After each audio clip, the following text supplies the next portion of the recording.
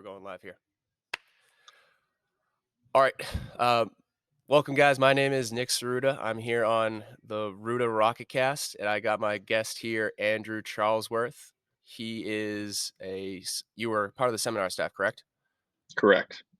Seminar staff trainer from CrossFit HQ and a crypto investor. He is the perfect first guest for our show, as that is exactly the people we're going after. We're looking for, fitness enthusiasts, crypto enthusiasts, slam them together. You got one guy at the dinner table who will absolutely talk your head off. Um, Yeah, so why don't you just tell us a little bit about just your background story and give us a little dive into that. sure. I played college basketball, and then in the want of trying to go play overseas, I ended up finding CrossFit. I saw a girl doing it, and I was like, "Wow, she's hot." She's upstairs right now with our son, so I won that battle. Worked But out. she got me into it in about 2010, 11ish. Took my level one, started working for a guy who's one of my mentors in CrossFit. Still, he works for the staff. In 2013, started working for them. In 2015, my wife and I opened our own gym, and it's been going since. And then in 2017, 18, I started a company with my partner called Thunderbro, and that was probably to date one of the biggest things. That was an online training business that bridged the gap between hypertrophy and CrossFit, and that's probably my claim to fame in fitness. I sold that in 2020, my percentage It's back to him. was Dave Lipson, right? Yep, me and Dave. So, Okay. yeah, I wrote those books with Dave. I did a lot of that creative was. I mean, it's me and him. I don't think he would Mhm. ever take full credit. I would never take full credit. We did it together. I still talk to him to this day, so we're still really cool. And I started getting into crypto in 2017, but not in a good way. Right? You're buying the top. You don't really know what's going on. You're following the Right. buzz, and then actually, funny enough, in 2019, I felt like I was too deep into social media. I was doing a lot of work, mentally, and working with this guy on. He's like a Green Beret, and just a lot of mental challenges. Putting Mhm. earplugs in and going for 1,000 calorie echo bike in the dark, like just weird shit like that. And so I was like, I'm gonna take a social media fast, but only social media, right? I learned a lot through YouTube. Um, I'm the same and way. yeah, and so I was like, what's wrong with me researching things on YouTube? And then I remember sitting on the toilet, researching Bitcoin because I knew about it. I just haven't dabbled in it in about 2 years, year and a half. That was Mhm. on the day I think Bitcoin dropped to 5K, and I was like, man, I should just buy one. Like, why not? Yeah. What's Goes to there to zero. lose? What's the worst? So I ended up, I think I only bought like $500 worth on that day. But you look back, and from there, from 2020 until now, I mean, I have been doing a lot in the cryptocurrency space. And I think Okay. saying that word is like saying, I think when you say crypto, it's almost like saying working out. Right. Like, what No, type it of is. working out? There's Are so you? many. Yeah, we can really delve into that, and we're gonna. Um, so I want to touch up on some of these points. So, um, it sounds like where your business started becoming more self-sufficient. You had a successful project. You're doing seminar staff. Is that what allowed you to maybe start experimenting with crypto? Like, was it like, hey, I feel kind of like I'm financially stable now, I can go try out crypto? Yeah, it's funny. In my Discord, I actually just brought up a lot of them work out. I'm like, dude, I'm doing a podcast with a fitness crypto podcast. Everyone's so excited, and I That's think, awesome. yeah, what allowed me to do that was many crypto people, and I know you're going to agree with me. We're actually minimalists. Like Yeah. I don't care about, like, I drive a Toyota 4Runner that's 2010 beat up. I don't care about, my clothes looking that sweet, yada yada, because I don't believe in that. Like, I shop at Sam's Club, and no matter how big my bags are, I'm still going to do that. So Hmm. I think having that confidence of, like, you're more of a minimalist. It's like a Right. capitalist minimalist. I know that's a Hmm. some say that would be at odds, but I think that mindset allowed me to start to take, I guess you would call crypto more risky things, but there's things in crypto I don't even consider risky at all anymore at this point. Yeah. Yeah, I would actually definitely I agree. Like I feel like, I live a minimal lifestyle. I'm like I always tell myself in worst case scenario, like can I afford a couple cans of tuna, some gym clothes, be able to get I have a gym so I can shower here if I need to. Right. Like, I always throw out like, all right, worst case scenario, like I can live a decent life with not that much money. Absolutely. So why not take the risk at like, actually doing something big that's going to change my financial situation, change families' financial situations. I think that is, you know, what we're looking for. Yeah. Oh man, I gotta have to silence my phone. I didn't realize that was going to be a Oh, I thing. didn't even hear it. All right, good. So yeah, I happen to agree. I think there's a lot of crypto guys that feel the same way, and I think we're probably going to find too as I get down on this journey is that there's a lot of crypto guys too or fitness guys that are into crypto. I think we're early adopters, right? Yeah.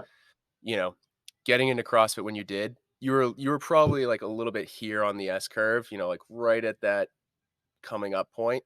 Hmm. And I think that's kind of where we're at in crypto right now. Oh, yeah.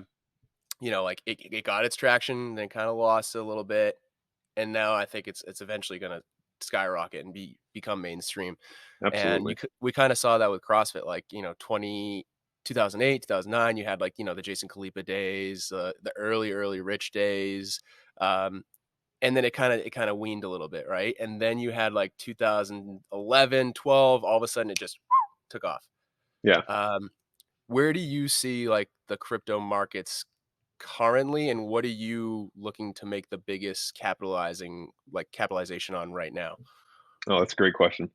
Um, I mean, we are in the infancy of infancy, and I know that that seems really weird because you CNBC, Fox Business, JP Morgan puts articles right now, and they just yesterday said that Bitcoin is undervalued, and you see all these things in the media. We are still significantly in the infancy. I mean, I truly Yeah. believe that. I see. It depends on who you listen to. I like to say that I am a combination of Robert Kiyosaki, um, It's who's the super Dave Ramsey. I definitely don't agree with everything like he says, and yeah. then like I'm I'm a a pretty comb. anti Dave Ramsey guy, to be Yeah, honest. and I totally agree. But there's certain things in there like principles Mhm. that I agreed with, certain things I completely don't. So I'm neither one nor the other, but I remember Robert Kiyosaki having a guy come on and say, "1 Bitcoin will be worth 12,000,000." And at some point I'm like, "Hold on, this is the rich dad, poor dad." Like this is a guy who is is a huge investor, has a ton to lose. Why would he Yes. want He has a someone to lot of come on there? credibility to Like a ton lose. of credibility. Why would he want some crazy, weird Bitcoin maximalist to come on here and say 1 Bitcoin is going to be worth 12,000,000? After that, he said, when you just heard that, just relax. It's not going to feel like 12,000,000 because we all know Mhm. we get into cryptocurrency due to the constant money printing. We don't, the inflation. I mean, your dollar loses purchasing power, loses value. And then at that point, you're like, all right, well, limited supply. You can't recreate it, and it's Right. 100% transparent. What else out there can you find? So he said if it is 12,000,000, it'll feel like you only own 1,000,000 in today's world. I mean, I can't tell you when that would be, Right. That but feels like a 10 years, 12 years down the road type scenario. right, which isn't that long. Like, No, it's not. If you told me today, like, "Hey, Nick, you can go ahead and put," I think we're at like 29,000. You can put 29,000 in, and in 10 years, you're gonna have 12,000,000. I'm like, "Yeah, sign me up. yeah, I think it's 100%." funny with CrossFit and with fitness and crypto. Um, hey, I'm an Olympic lifter. Hey, I'm a Mhm. power lifter. Hey, I'm a runner. And in crypto, like I'm a DeFi guy. I am Right. I am a decentralized finance guy. We can go over more what that means if you want. There's Yeah. the day trader, swing trader, like you said you were doing. There's the Right. NFT, maximalist. There's Yep. simply what your grandmother does and buys Bitcoin and holds it. Like Right. that's a strategy as well. So like there's so many different avenues you can really go into. There's a lot of different flavors for everyone. But let's backtrack. Like, can you break down DeFi as you see it? Why one you think it's valuable, uh, why you think it's innovative, and then let's take it from there. As if we're Yeah. speaking to someone who has maybe minimal crypto knowledge. And that's what I'm trying to do, and I think, like, you and I could have a chat, and no one could get value out of this, so I'm gonna try to Exactly. put it into, like, how we teach, somebody in the level 1 Yeah, seminar. I don't as if you're Yeah. coaching a class. DeFi stands for decentralized finance, and it's completely a degenerate, rug pulling, potentially lose your money, or potentially 1000x in 5 minutes market. So Right. it is the riskiest of absolute risks out there. So if you are not having a coach, an educator, somebody who is an influencer or in the space, you might as well not try to even get into it, because at its core, what it is it's projects ran on typically Ethereum or layer one blockchains. Where, to give an example, what got me into DeFi is I saw a YouTube video, and it was, a DeFi. Like, I saw the word DeFi, I was like, oh, I've heard of this. Mhm. And it was, you buy, it's called Fisherman Joe. You buy, you it's essentially a miner where you were buying fishermen, and they were going to make you a TGC coin, and then that TGC coin could go up and down in price. I happened to get in when the TGC coin was at, I think, 3 cents. So I put $150 in, and at one point the TGC coin was $26 within a few days. Wow. So I'm literally like, what the hell's going on? I'm just, Yeah. do I Making take money out money of out? thin air. Yeah, and I see this thing, and in your head you're like, well, this should go up forever in theory, right? Like, I'm gonna have my grandkids around for this. Absolutely not. I mean, that Mhm. thing went up. A ton of people probably lost so much money because the TGC coin went to less than a dollar, within a few weeks. Mhm. So if you were able to get in early and sold on the way up and at the top, awesome. And then Right. DeFi goes like this: you move on to the next project, and then the money moves on to the next project. So you're kind of always following these projects, and you have to do your own research on them. So it's essentially getting in early on a project. Um, that's completely decentralized and has no rules or regulations or anything, and Right. being ready to get in and get out. That's what DeFi really is. Right. So, and that's what makes DeFi attractive to a lot of people, right? Is the thought of no middleman, like getting rid of the middleman in our banking systems, financial systems. You Yes. pay bank fees, you pay transfer fees, you pay And credit card I'm not fees. a conspiracy theorist, but you saw what just happened with Luna and with UST. That is the Yes. attempt for regulators to murder DeFi. It is in the courts right now that DeFi is a single-handedly, since there's no controlling unit, like you said, Right. um, can completely collapse the dollar if possible. And the UST, the was a stable coin Right. built by Luna, and they had a DeFi project called Anchor. I had some money Yep. in Anchor, very little. Yeah. And the Anchor's DeFi project was, we are going to have you earn 19 to 21% on your dollar. It's We're going to insane. range it from there. Insane. Get that in real estate where you don't have to evict people and do things, fill out paperwork. Get that anywhere. Yeah. So of course they figured out ways to, not the Luna people, but other people figured out ways to collapse that. And I mean, it's sad. People Well, lost their life well, yeah. savings. I mean, not only that, but people lost their lives over it. I mean, I think it's a bit rash, and I do. Like, I want. Let's put this out there, right? If you're investing money, you should always. This is the first rule of investing. You should always assume that you're probably never going to see those dollars ever again. Ever. Ever again. And if you can't live with that, don't put it in. Don't say, "Oh, it's not gonna happen, it's not gonna be me." Because all it takes is a once in a lifetime event like the UST collapse, and now you're sitting there debating on, "Can I keep on living now that I lost this? I just lost 10 years of hard work." Like, that's so forewarning, disclosure, don't put that kind of money in there. Put the stuff that, like, "Hey, I was gonna spend this on beer this weekend anyways, so why Yeah. don't I go spend it on Luna instead?" I love Um, that. Like, I'm not gonna go out to eat. How about I just buy some, like, I'm not gonna go out to eat, I'll buy some Dogecoin. Like, do yeah. that if you're That worried that about is that is something. beautiful investing strategy. At least for beginners, as you get more comfortable with risk loss and you're considering yourself more of a knowledgeable trader or investor, then I think you can start taking on more of a burden of risk. But you should make sure that you can pay for your living expenses first. Yeah, I guess we have to say we're not financial advisors And this at is some point. absolutely not This is financial advice. but Yeah, but that'll be with in the description. That'll be everywhere. DeFi, there's other projects that are, I would say, more stable, less risky. I mean, you just have to do your own research on these things, because so many of them are popping up every single day. Like, there was no more millionaires made in cryptocurrency than in the Drip network, um, which was 1.5% a day. And people didn't really know. Okay, so you get paid 1.5% a day. It was on the Binance Smart Chain. You buy the drip token, you stake them 1.5% a day. That drip Mhm. token went from cents all the way up to hundreds of dollars. And I mean, the contract that they wrote, since they had a 10% buy tax, a 10% sell tax, Right. it was an anti-whale mechanism where somebody could just keep buying and buying and buying and buying and then boom, sell, because they had an anti-whale thing in there. If you had a certain amount of drip and you tried to sell that bag, they would charge you 50, 60, even 70% of a tax. So it Yep. was a beautiful contract. It went for almost a year. There were Yep. literally no more people made millionaires than from that, because you kept recompounding and you didn't have to pay the 10% tax. So that was an Right. incentive. And so like I, there's people retired off of drip. I don't Absolutely. I don't think Drip's going to make it back. That coin is now worth like 15, 16 bucks. But guess what? I'm Mhm. still accumulating because my money's out of it. It doesn't even matter. Right. Um, so kind of going into my next kind of part of the conversation. Um, so you get onto seminar staff. You've been on the seminar staff for how long now? 9 years. Yeah, it'll be 10 in next year. That's awesome. Congratulations on that. Thanks, man. And so like let's talk about like what is your fitness routine like? Like how many days a week do you work out? Like what do you like to eat? What's your family eat? Does your family work out? Like let's talk about that. Yeah, it's a big shift. It's a big. I work out every day. Um, I just got done with jujitsu. That's my Thursday rest day from like.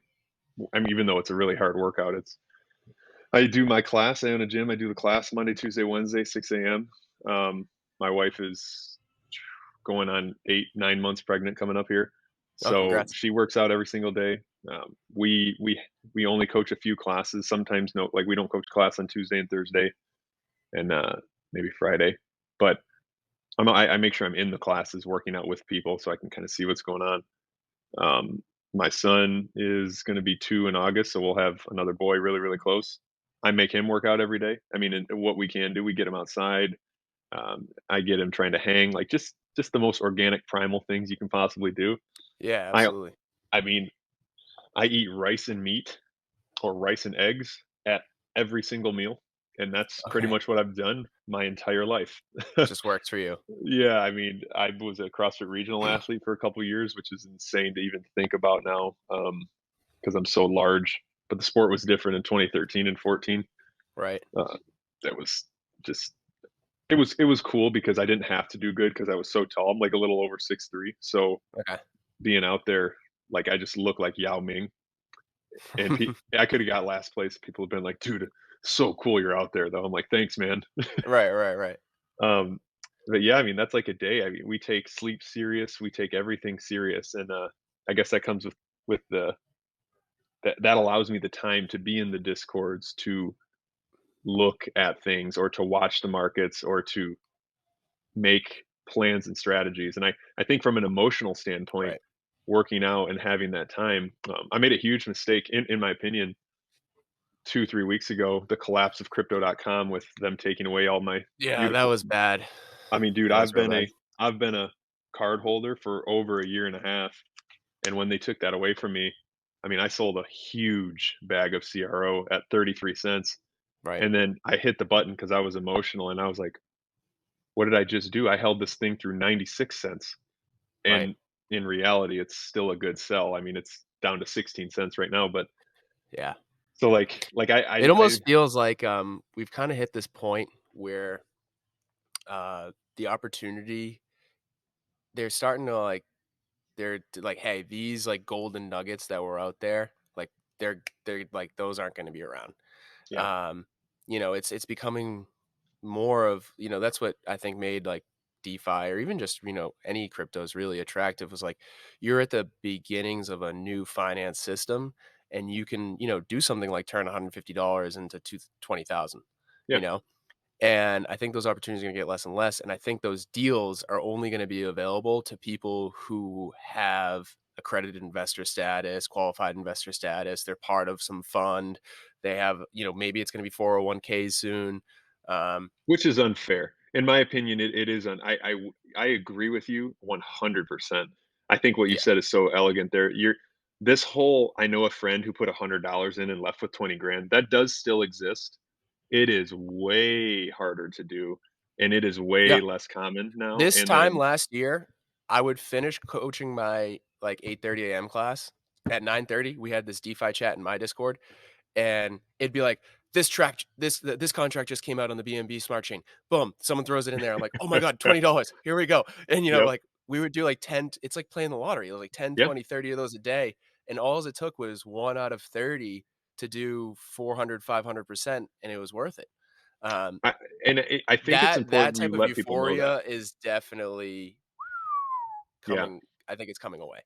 and the accredited investor thing sucks, like I was in a I tried my hardest through Insight Tax to be like, "Dude, help me get this accredited investor status," and they're like, "It ain't gonna happen," Yeah, it's not like I'm like, "Are you sure? Are you sure I can't say the business of the" They're like, "You need to show $200,000 taxable income a year." I'm like, "Well, that's tough." But, right. to It's not show gonna be super feasible for everybody. no, but, the Celsius, was the Yeah, protocol that that was again, that's another tough one that just got taken out from everyone. yeah, and for people who don't know what Celsius is, I mean, their slogan was they can do well and do good. Wait, I might have screwed that up, but essentially they want to let you know banks are not your friends. You hold your money in here, and they will pay you a yield. And they have always been down to work with regulators. And then within, I think they gave us 72 hours. They said, hey, if you live in the United States, you have 72 hours to either get your funds in. Right, After I think that, you that was, like, what, 3 weeks ago, 4 weeks ago? yeah. And I've held 100% of. I don't have a ton of Bitcoin, only a quarter. I've held all of it in there the whole time. And I had a huge bag of USDC in there.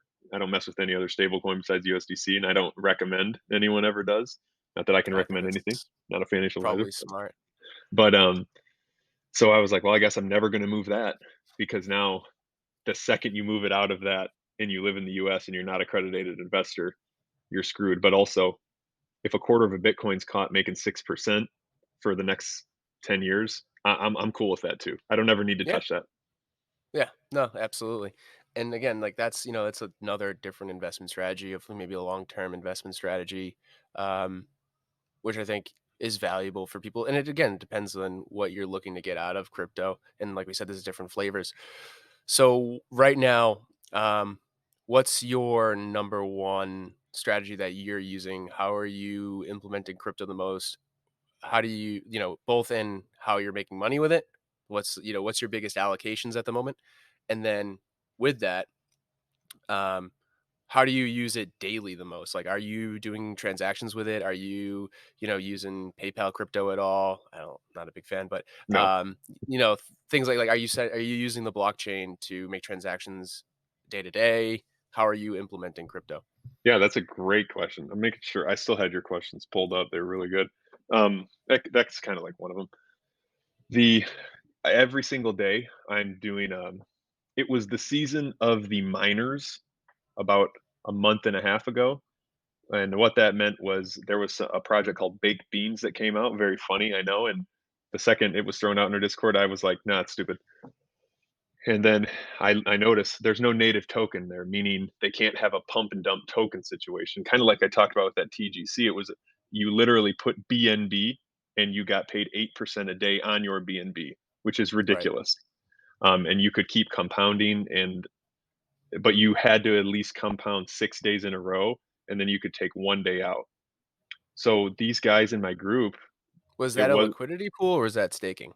no, it was just staking. So Okay. how it worked out, it was good because the YouTubers didn't get attacked to it yet. So you could see the curve of the total locked value of the BNB just hovering, nothing crazy, but they paid 12% referral fees. So all of a sudden the YouTubers got a hold of it Yep. and they started just making a bunch of wallets. And then every time people would use their link, they would just take that 12%. And that was the end of the miners. Now, this was over a few month period. So in that time, I got into baked beans. So every single day I'd have to hit compound. Every single day you have to at least log on and hit compound. I tell my wife I have to go press a button. And but then that spread to the other chains. So it Mhm. spread to the AVAX network. There was Right. Phantom on there, Chronos. So I we were getting into all of them. But since they were all forks of the baked bean contract, a fork means they just copy the contract, everything about it, and then they move it to another network. There's a huge, I don't want to call it a glitch in there, but on the countdown timer, when it hits 0, the first person to lock their value gets the most eggs in theory. This is all an egg contract. Mhm. And then it deflates down. So if you're in 5 minutes later, you're already making way less eggs. So I got That's lucky sick. enough It was to like a be the battle to the I got lu and even how fast your internet is on that day. I got lucky to be the 3rd person into the compa AVAX baked beans network, and okay. it was nuts. I put in 7.5 AVAX, which at the time was a big investment for me. I mean, AVAX was close to $100, so I was like, Right. I like this. I've been in their Discord. They paid me for a referral fee, 1 AVAX, so I'm like, I know they're somewhat legit. And at one point, that was making 20 plus AVAX a day for me. Eh yeah, Wow. and in my head, I was like, "Okay, control your emotions. Don't, keep reinvesting. Do the 6 and 1." And then when I slowly started to see the YouTube hacks happen, I was like, "All right, maybe I'll start doing 3 and 1 now," and et cetera, et cetera. So I'm still in the miners daily. I gotta click collect. I'm just collecting them now because 'cause they're all gonna go to 0. But since Mhm. I have a big position in them, I still am making some on it. I'm in, the daily clicks is what they call them, like the drip network and the Yep. splash network. It was drip on AVAX. I do those daily, and then I'm currently buying the dips on the layer ones that I think will make it. I Yes. think 99% of crypto will not be here in 10 years. Okay. Um, I mean, So I don't if know if you you agree or disagree. if we were to sit down in 5 years, which coins do you think we would still be able to talk about with Bit relevancy? Oh, for sure. Bitcoin, Ethereum, um, AVAX, BNB, Solana, Matic. I think Phantom's gonna die. I have a pretty decent bag of Phantom. I'm waiting to sell in the next pump. Mhm. Um, I I think Chronos What will about be here. Algorand? It's a man. I Because I feel like like you named everyone that has some sort of tie to an exchange yeah, or some sort of centralization, and this is a point that I'm hitting home at, right? Is like, yeah, those are all either tied to some sort of, like, project where they're intertwined with Coinbase, which is essentially the most centralized exchange out there right absolutely. now, um, or they're tied to, um Grayscale, Yeah, where, they're listed in public markets. Australia has actually introduced Bitcoin into a spot ETF. yep, So, like, these are now more, they're intertwined with central finance, right? yeah. Um, is that your theme for what is gonna make something last, or what would you say you're looking at and judging that off of? That's a great question. And it's a good the answer I'm gonna give is since I'm in a lot of DeFi, those are big DeFi coins. So you Yeah, learn a lot about them. It's like like I wake up from sleep and I know I'm like, oh, I bet AVAX is this price. The solutions they have to the Ethereum, each one has an individual one. AVAX allows the most transactions possible. If it gets congested, it doesn't slow down, it just ups the gas price. So AVAX right, can have hundreds of thousands of people plugging away at once. Matic, on the other hand, has the cheapest gas fees, and it always will pretty much. But the network can get overwhelmed, and then it can stop your transactions. It gets flooded, it gets overwhelmed. It'll just stop working and then start working. Um, and then which one? BNB. I feel like BNB also has the like super low gas fees. I feel like I don't really know which one it's the closest to in terms of is it more like Matic? Um, but what's the other one I said? Not Phantom, but those I can. Solana? Yeah, and I actually own 0 Solana, and one of my good friends is I mean Solana, just a Solana maximalist. So I don't. It's not like I don't think if I don't own something, it's like I don't hate it. Well, I you own Phantom, so you definitely have to have some sort of belief in Solana if you're owning Phantom, as, I that's have the a number 1 funny wallet my tied to it. Phantom story is pretty funny. I tried to bridge. A bridge means you take something from the Matic network and you transfer it over to Phantom. and I, like, Mhm. failed this bridge, and it was really weird, and I was like, "Damn, this is dumb." Like, I just lost 30 or 40 bucks, and then it ended up showing up, like, 4 days later, just out of nowhere. So I had 40 Mhm. phantom, and I went high, high, high risk with it. Like, you know what? I don't do any projects on phantom. Let me just, and I end up having, I think I have a bag of like 900 phantom now. So that 40 went to 900. And I just think that's really cool. Like I never added any additional capital to that in Right. DeFi. It just kept growing. I hopped to a different project on Phantom and a different one. So that's my Phantom bag story. I mean, you mentioned XRP. Like I Yes. have a ridiculous bag of XRP. Like it is. I'm probably like Eh your brother. You said, or yeah, my brother's he's been on Ripple, like, literally since I think the day they started. yeah. And for those of you who don't know, XRP, there are some people out there that are their community is unbelievable. Yeah. It is like they it's like more valuable than gold to them because of the cross-border payments, the ability to do it instantly, which ton of utility. But that's what that got me into. Before I was in DeFi, I was in XRP only. Bye, bye, bye. Right. Yeah, my first crypto purchase ever was XRP. Nice. Um, I had just bought the gym, so this was probably actually, I think it was before I bought the gym. Is right about, I was probably 20-ish, 19, 20. And my brother's like, "Listen, I know you," because I was a big crypto bear. And to a degree, like, I still am a little bit of a crypto bear just What do you because mean? so my brother, I was probably 18 when my brother first approached me about buying Bitcoin. All right. Hmm. So I was a senior in high school, it was 2013. And he's like, listen, you should buy some Bitcoin. Like, this stuff's going to change the world. Like, imagine being able to, do this without having to pay a middleman. You can send me money while I'm in class. And, Right. Venmo was barely a thing then. And I was like, yeah, it's cool. I was like, but you really think they're ever going to let the dollar, like, not dominate the world? Yeah. And he was like, "Well, they might not have a choice." And so, that's kinda always been my narrative, and it's still in the back of my head, although I've grown and I've evolved and I've profited off crypto. And I use it and I want it to win, right? But there is that logical, analytical side of me that's like, you really think after years of the establishment having our money under control, being able to do what they want with it, that they're just going to let it get overrun.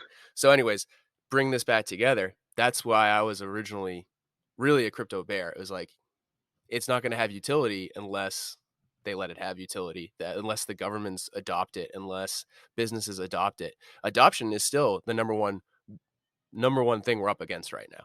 Regulation is good. And what you said, I mean, for the most part, and what you said, if you don't have that in the back of your head, you're not a smart investor. And Right. my thing is Bitcoin and Ethereum going away? No.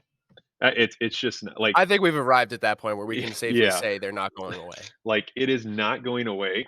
And I got a feeling if you just are that is your only thing you do in crypto, you're still going to be way better off in the long run than many other people. To go back to our points, yeah, smart investors have to have in the back of their heads that, for Bitcoin and Ethereum, those ones are they're probably not going anywhere, right? They're going to Yeah. be around. But there is always, that thought, the biggest threat to our financial system currently is cryptocurrency. And they've come out and said that. Regulators have said cryptocurrency is the biggest threat to our current financial systems. They've even named some specific strategies and things that they think are the biggest threats. Um, Now, is it a threat because it's actually going to hurt me and you, or is it a threat because it's going to stop them from being able to regulate and make money the way they want to make it? That's up for debate. And Um, banks, I mean, really banks. It's the hugest threat to banks. Like, Well, what do we need them for? That's why XRP is in a legal battle right now. If XRP was allowed to do what they wanna do, like, we wouldn't need banks and the whole financial system would collapse. Yeah. If we adopted XRP tomorrow as they want, as their white paper is written, the whole financial system is done as it is. So you're still pretty bullish on XRP, which is great because I haven't Well, touched it. I've been actually buying it daily because it reached. I mean, 40 cents is below my average yeah. buy. I'm like, well, I got to stick to my own rules. I'll here you go, 150 bucks a day until it's above this. So that was like I was saying, and that's where we got on this, is that was my first crypto purchase was XRP.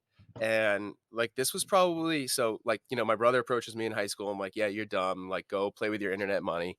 Yeah. Um, couple years later, he's like, "Dude, I don't care how much you hate me, but there's no way you can't throw in," I think it was like 150, $200 into some XRP right now. And he's like, "I'll show you how to do it. I'll show you how to buy it." So I opened up a Gemini at the time. And I bought some XRP on it. And literally like 6 months go by. I'm like, damn, I made like 80%. Nice. This is solid. So I like took some gains, let the rest ride, bought some more, and then I got so deep into options trading and stocks that I just forgot about crypto. And this was like, crypto's going down. This was like probably like I don't know, The 2016 or something lull to like that. sleep. They wanna lull you to sleep in the bear Yeah, market. so I was like, I was done. And honestly, that Gemini wallet still exists with some XRP in it. I just I have 0 access to it right now. Um, Oh, I really? would I would love to dig that up. I haven't really put in enough time on it to get it back. Um, but even still, like, so then, that was my first purchase. Then probably a couple years after that, probably like 2017 bull run, you know, um, my brother's like, "Hey, let's just buy some Ethereum." And, like, it Mm. it was getting to the point where he's, like, huddling over me, like, grabbing my phone, bringing my fingers to the buttons, like, "Just buy it, just buy it." And again, like, I made a good return on that, and I sold it. I sold all of my Ethereum then and took all my money, which today I'm kicking myself. In 2018, I was celebrating, but that's just the nature of investing, right? Yep, yep. Um, but, I actually, I'm a classic example of someone who's come around a little bit, and it's the same. I actually see a lot of parallels to CrossFit. I Mhm. saw CrossFit real early on. I was training for football, I was training for lacrosse, and I was like, "Well, this makes a lot of sense. This is something that probably lines up with both the sports that I want to be good at." But then I was like, "Well, there's a lot of people there that don't look like they don't know how to work out. Some of these guys clearly don't know how to do a clean properly. That's embarrassing. These are grown men. I'm 16 years old and I know how to do a clean Yeah. better than them." So I kinda, like, kicked CrossFit to the curb, and then, I get humbled a little bit, get served my humble pie, and all of a sudden, I'm an affiliate owner. So Yeah. and Y you know what? And it was one of the greatest things that's ever happened to me. So I have to say, like, I've kind of that's kind of where I've arrived at crypto now, is, like, I was a little bit of a bear on it, I was a little bit against it, and I got kinda pushed in the direction, and then it made good things for me. I actually bought SafeMoon real early last Oh, year, like, yeah. March of '21, I got into SafeMoon, I made, like, literally 2,600% on that investment. Um, and so, like, I've had some good fortune with it, and I've seen it come around, and I still feel like I'm an early adopter. Um so I see it, going to the same point where, like, it's gonna become mainstream, and, the parallels between that and my fitness journey is pretty interesting.